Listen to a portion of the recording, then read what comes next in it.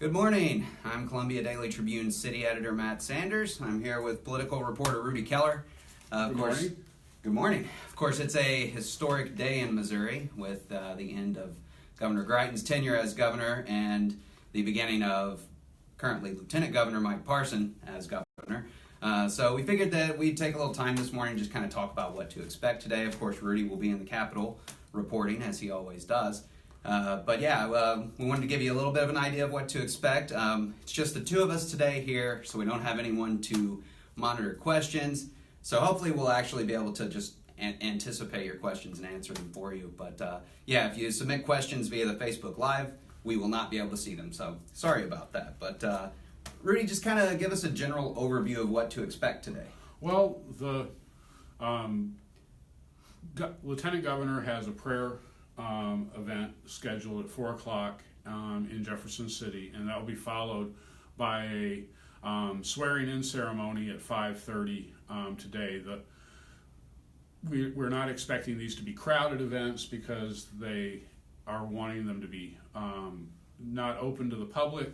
They're open to the media. It's not a celebration of someone's ascendancy to the governorship through election. It is more the replacement of a governor who has disgraced himself and faces continuing and legal problems that will not be ended by his departure. Mm-hmm. Yeah, and of course, Rudi will be there today covering it. As he said, it is open to the media. It's not open to the public, but Rudi will be there today covering it, so look for his coverage today. I think one thing that a lot of people are asking is, of course, there have been bills that have been signed by legislative leaders, sent to the governor's desk since this happened, since Greitens announced he was resigning. What happens with that legislation? Say he doesn't sign it. What happens at that point? Governor Greitens has continued to exercise the powers of his office. He appointed 4 people to state boards and commissions yesterday. These were not major appointments. They are just the kind of routine names we would get for boards and commissions that do important work but generally don't get a lot of media attention.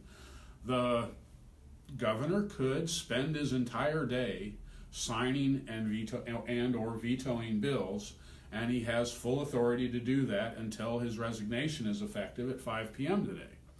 If he wanted to, he could go through the entire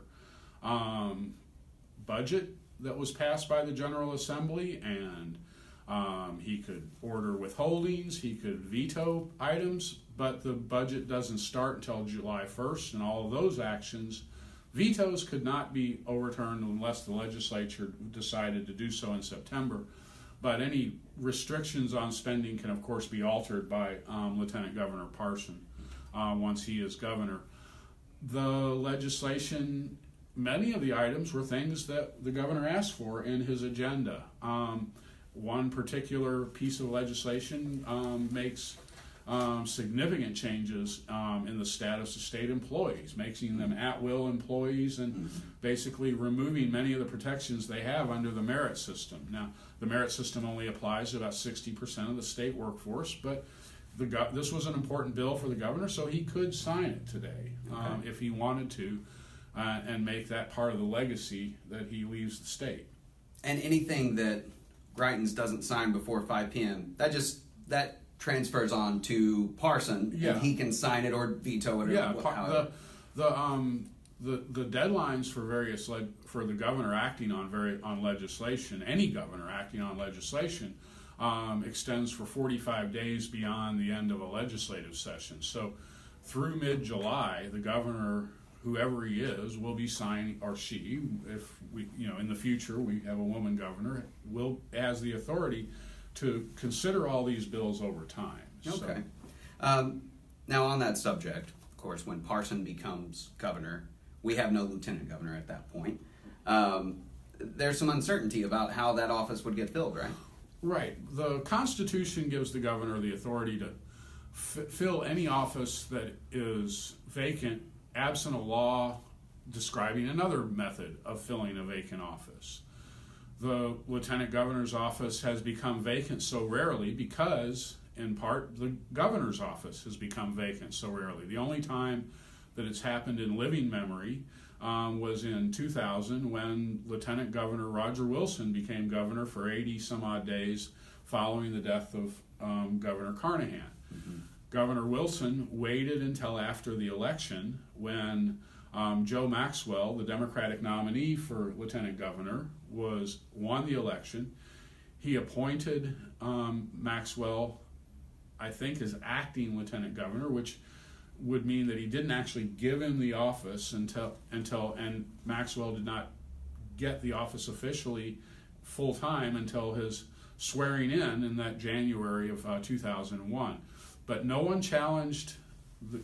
I have not done complete research, so if he appointed him lieutenant governor, then no one challenged it at the time, and that is and the question would be if the governor appointed someone who was well respected, known to his fellow Republicans, because it would be a Republican, then there's a question of whether it would be challenged and whether Democrats would feel that they had any reason to challenge that that selection. So it's kind of a murky area. If the decision is that the governor does not have the power to appoint a lieutenant governor, then during the period when there is no lieutenant governor, the next in the line of succession is the president pro tem of the Missouri Senate, and that's Ron Richard, who will leave office in January.